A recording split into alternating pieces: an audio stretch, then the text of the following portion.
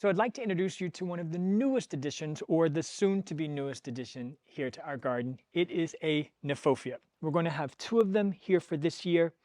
So this is Kniphofia. It's called Pyromania Backdraft. This guy is going to grow 50 to 70 centimeters tall. He loves full sun, so as you can see, that's what he's going to get right here.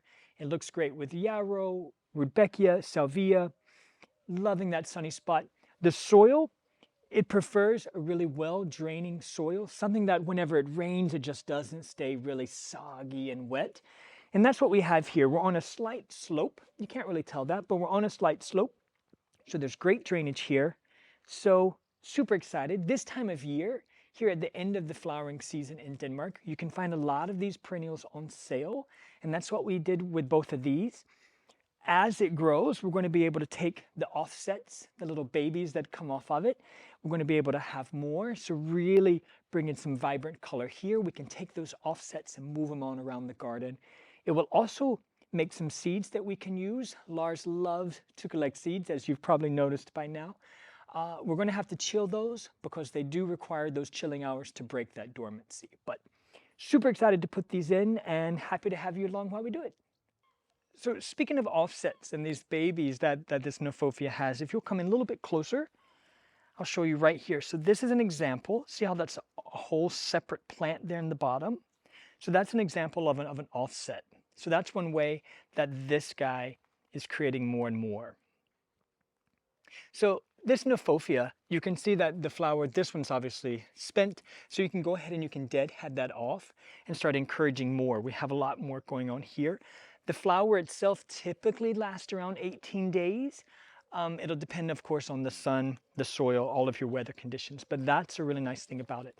Another great thing is you don't have to clip it down until early spring. Early in its growing season, so around early spring, that's when you want to leave it down. The crown is quite winter hardy, so with a light frost on it, a little bit of snow on top, it'll be really pretty in your winter garden when a lot of other things are just dying back and looking quite bare.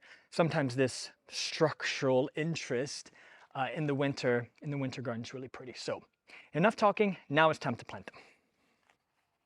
So one thing with planting anything really is make sure that you pay attention to watering it here in those first couple of days, weeks, even depending on the weather. The last thing you want is the plant that you're trying to grow to dry out. So we've dug a nice little hole. Now we're really ready to lay it down and get it in its final resting place for the season.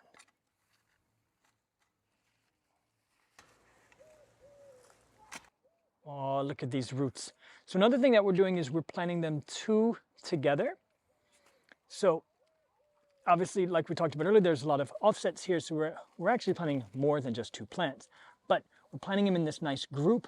So as they grow to that 50 to 70 centimeters, they're going to give a nice pop of color right here in this part of our old flower bed.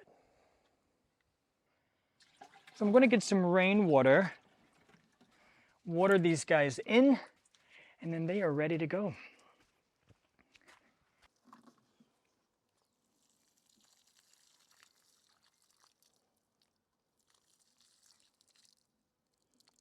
There we go.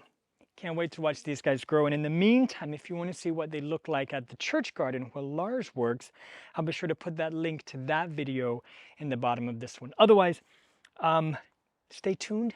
Check us out on Instagram to see how these guys are growing. And of course, come back next year and let's see how tall they've gotten. Until then, thanks for now.